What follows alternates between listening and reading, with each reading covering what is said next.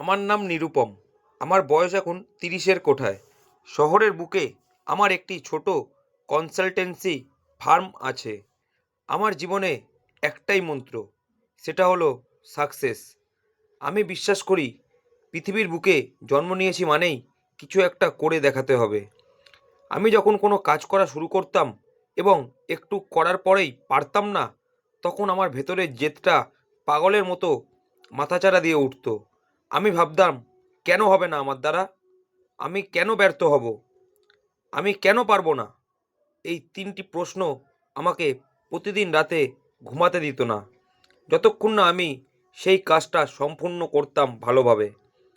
আমার জীবনটা ছিল একটা ঘড়ির পেন্ডুলামের মতো, যা শুধু লক্ষ্য আর পরিশ্রম এই দুটোর মধ্যেই অবিরাম দুলত। আমার বন্ধুবান্ধব যখন সপ্তাহের শেষে সিনেমা দেখতে যেত বা কোথাও ঘুরতে যেত, তখন আমি সেই সব কিছুই করতাম না। আমার কাছে তখন একটাই চিন্তা থাকতো, সেটা হলো আমার লক্ষ্য। আমার সামনে শুধু একটাই দৃশ্য থাকতো, সেটা হলো সেই নির্দিষ্ট কাজটা শেষ করা। আমাদের অফিসের ঘরটা উত্তর দিকে ছিল। দিনের বেলাতেও ঘরে খুব কম রোদ আসতো। সবসময় একটা হালকা ছায়া ছায়া ভাব থাকতো। আমার টেবিলের ল্যাপটপের উজ্জ্বল আলোয় সেই ছায়া আরও গাঢ় মনে হতো। মাস দুয়েক আগের কথা। আমি একটি আন্তর্জাতিক ক্লায়েন্টের সাথে একটি বড় প্রজেক্ট নিয়ে কাজ করছিলাম। প্রজেক্টটা সফল হলে আমার কোম্পানি একটা বিশাল লাভ দেখাতো, যা আমার স্বপ্নের উড়ানে জ্বালানি যোগাতো। টানা 3 মাস আমি রাতে মাত্র 3 থেকে 4 ঘন্টা ঘুমিয়েছি। বাইরের পৃথিবীতে তখন বর্ষার মেঘ জমেছিল, কিন্তু আমার ভেতরে শুধুই ছিল কাজের দাবানল। কি করে কাজটা সঠিকভাবে আমি শেষ করব, সেটাই নিয়ে সব সময় ভাবতাম। একদিন রাত তখন 2টো বাজে। বাইরে ঝিরঝির করে বৃষ্টি পড়ছিল। সেই বৃষ্টির জলে জানালার কাচ ভিজে গেছে। আমার অফিস ঘরে শুধু আমার কিবোর্ডের ক্লিক ক্লিক শব্দ আর বাইরের বৃষ্টির শব্দ ছাড়া আর কিচ্ছু শোনা যাচ্ছিল না। আমি 1 কাপ ঠান্ডা কফি নিয়ে কোডের শেষ লাইনগুলো দেখছিলাম। তখনই একটি বিশাল ভুল ধরা পড়ল। আমি বুঝতে পারলাম গোটা কাঠামোটা ভেঙে গেছে। ক্লায়েন্টের ডেডলাইন পার হয়ে গেছে। আমি নিজেকে ধিক্কার দিলাম। আমি রেগে গিয়ে টেবিলে সজোরে আঘাত করে নিজেকে মনে মনে বললাম, তুই পারলি না, তোর দ্বারা হলো না।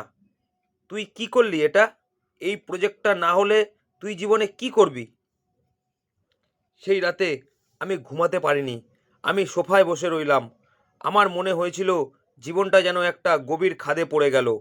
আমার কাছে তখন আমার শরীর, বিশ্রাম বা আমার পরিবার কেউই অগ্রাধিকার আমার ভেতরের সেই জেদ আমাকে বলতে লাগলো, এই ব্যর্থতাটা না ঘোচালে আমার জীবনে আর কিছু করার থাকবে না। এটাই আমার সব। পরের দিন সকালবেলা আমি আবার সেই প্রজেক্ট নিয়ে বসলাম। চোখে ঘুম নেই, মাথায় অসহ্য চাপ। আমার শরীরটা একটা শুকনো পাতার মতো কাঁপছিল। আমি নিজেকে চাঙ্গা করার জন্য পরপর 3 কাপ কড়া করে কফি খেলাম। আমার অফিসের টেবিলের কোণে একটা ছোট্ট ইনডোর প্ল্যান্ট ছিল। সেটার দিকে তাকিয়ে মনে হলো গাছের পাতাগুলোও কেমন যেন নির্জীব হয়ে গেছে, ঠিক যেন আমার শরীরটার মতো। ল্যাপটপে যখন কাজের ডেটাগুলো দেখছিলাম, হঠাৎ করে আমার পেটে খুব জোর ব্যথা শুরু হলো। প্রথম প্রথম আমি অতটা পাত্তা দিলাম না। ভাবলাম গ্যাস্ট্রিকের ব্যথা হয়তো হবে, কাজের চাপে এমন হতেই তো পারে। আমি হাত দিয়ে পেট চেপে ধরে আবার কোটটা দেখতে লাগলাম। আমি মনে মনে ভাবলাম, এটা কোনো ব্যাপার না, একটা সামান্য ব্যথা। এখন কাজটা শেষ করা দরকার। ব্যথা নিজের থেকেই ঠিক হয়ে যাবে। এখন এই পেটে ব্যথাকে বেশি গুরুত্ব দিয়ে সময় নষ্ট করলে হবে না, নিজের কাজে মন দিতে হবে। কিন্তু ব্যথাটা অল্প সময়ের মধ্যেই এমন তীব্র হয়ে উঠল যে আমার হাতের আঙুলগুলো কিবোর্ডের ওপর স্থির থাকতে পারছিল না।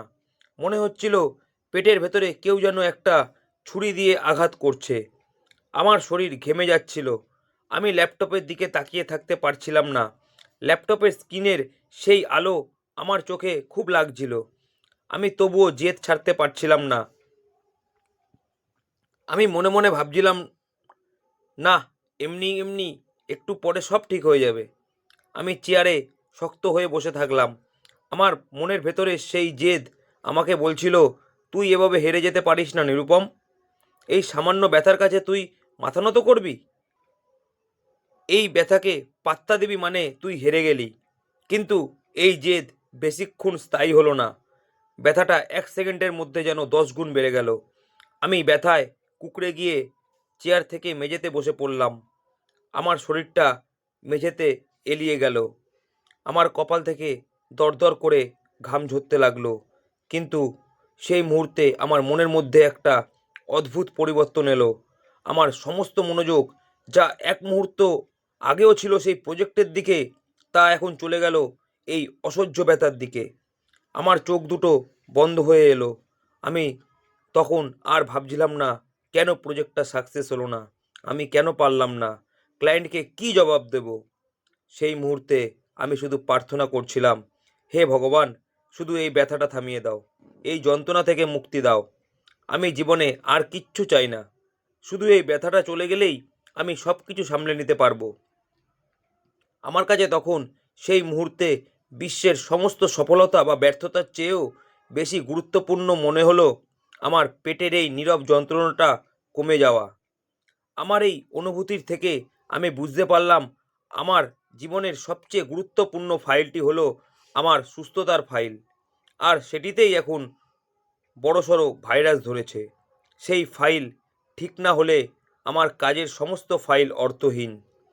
আমি চোখ খুলে ল্যাপটপের দিকে তাকালাম। ল্যাপটপটা তখনও চালু ছিল, স্ক্রিনটা জ্বলজ্বল করছিল। কিন্তু সেই ল্যাপটপের স্ক্রিনের আলোয় কোনো আকর্ষণ আমার ছিল না। আমার ভেতরের অহংকারী মনটা এখন চুপ করে গিয়েছিল। এই তীব্র শারীরিক কষ্টই আমাকে জীবনের সবচেয়ে বড় সত্যটা বুঝতে শেখালো। আমি হাঁটু গেড়ে কোনো মতে কষ্টমষ্ট করে উঠে দাঁড়ালাম। আমার সমস্ত শরীর দুর্বল লাগছিল। আমি ল্যাপটপ বন্ধ করে দিলাম। আমার জীবনের প্রথমবার আমি একটা গুরুত্বপূর্ণ কাজ মাঝপথে থামিয়ে দিলাম। কিন্তু আমার ভেতরে কোনো আফসোস জন্মালো না। আমি আমার মাকে ফোন করলাম। আমার গলার স্বর শুনে মা ভয় পেয়ে গেল। মা আমাকে বললেন, তুই এত কাঁপছিস কেন? তোর গলাটা এরকম শোনাচ্ছে কেন? তুই আগে ডাক্তারের কাছে যা। আমি বুঝতে পারলাম যে কাজটা না করতে পারলে আমি নিজেকে ব্যর্থ ভাবছিলাম, সেই কাজটি কিন্তু আমার শারীরিক কষ্ট কমাতে পারল না। যে সাফল্যকে আমি জীবনের শেষ কথা মনে করেছিলাম, সেই সাফল্য আমার এই মুহূর্তে কোনো কাজে এলো না। আমি উপলব্ধি করলাম আমার শরীর হলো সেই দেওয়াল যার ভেতরে আমার স্বপ্নগুলো সুরক্ষিত থাকে। দেওয়ালটা যদি দুর্বল হয়ে যায়, তবে স্বপ্নগুলো ধূলিসাৎ হতে এক মুহূর্তও সময় নেবে না। তারপর আমি কোনো মতে গাড়ি ভাড়া করে ডাক্তারের কাছে গেলাম। ডাক্তার বললেন, স্ট্রেস এবং অনিয়মিত খাদ্যাভ্যাসের কারণে তীব্র গ্যাস্ট্রিক অ্যাটাক হয়েছিল। যদি আরও দেরি করতাম তবে পরিস্থিতি আরও বেশি খারাপ হতে পারত। তারপর ডাক্তারবাবু ওষুধ দিলেন। আমি সেই ওষুধপত্র নিয়ে ডাক্তারের ক্লিনিক থেকে বাইরে বেরিয়ে আসলাম। ডাক্তারের ক্লিনিক থেকে বেরিয়ে এসে আমি এক টুকরো মেঘহীন আকাশ দেখলাম। সূর্যের আলো আজ আমার চোখকে কষ্ট দিচ্ছিল না, বরং শান্তি দিচ্ছিল। আমি নিজের কাছে প্রতিজ্ঞা করে আস্তে আস্তে নিজেকে বললাম, আমার জেদ থাকবে, কিন্তু সেই জেদটা প্রথমে নিজের শরীরের প্রতি যত্নশীল হতে শেখাবে, তারপর লক্ষ্য অর্জনের জন্য ঝাঁপিয়ে পড়তে শেখাবে। আমি বুঝলাম জীবনের সবচেয়ে বড় সাকসেস হলো সুস্থতা। যদি শরীর ঠিক থাকে, তবে আজকের ব্যর্থতা কালকের সাফল্যে রূপান্তরিত হতে পারে। কিন্তু শরীর জবাব দিলে কোনো স্বপ্নই পূরণ করা সম্ভব নয়। আমার জেদ এখনও আছে, কিন্তু এখন তার নিয়ন্ত্রিত। আমার উপলব্ধি হলো সব কিছুর চাইতে নিজের শারীরিক সুস্থতা সবচাইতে বড়, কারণ এই শরীরটাই আমার সমস্ত স্বপ্ন পূরণের একমাত্র ঠিকানা। জীবনের দৌড়ে জেতা জরুরি, কিন্তু তার আগে দৌড়ানোর শক্তি ধরে রাখাটা সবচেয়ে বেশি জরুরি। বন্ধুরা, নিরুপমের এই উপলব্ধি কি আপনার জীবনের সঙ্গে মেলে? আমরা প্রায়শই সাফল্যের পিছনে ছুটতে গিয়ে আমাদের শরীরকে ভুলে যাই। আমাদের মনে রাখতে হবে, শরীর সুস্থ থাকলেই জীবনের অন্য কোনো লক্ষ্য অর্জন করা সম্ভব। আপনার জীবনের এই রকম কোনো অভিজ্ঞতা থাকলে কমেন্ট করে জানাতে পারেন। গল্পটি ভালো লাগলে লাইক ও চ্যানেলটিকে সাবস্ক্রাইব করে পাশে থাকুন। দেখা হবে এরকম আরও আমার জীবনের নিজস্ব অনুভূতির গল্প নিয়ে। ততক্ষণ ভালো থাকবেন, সুস্থ থাকবেন। ধন্যবাদ।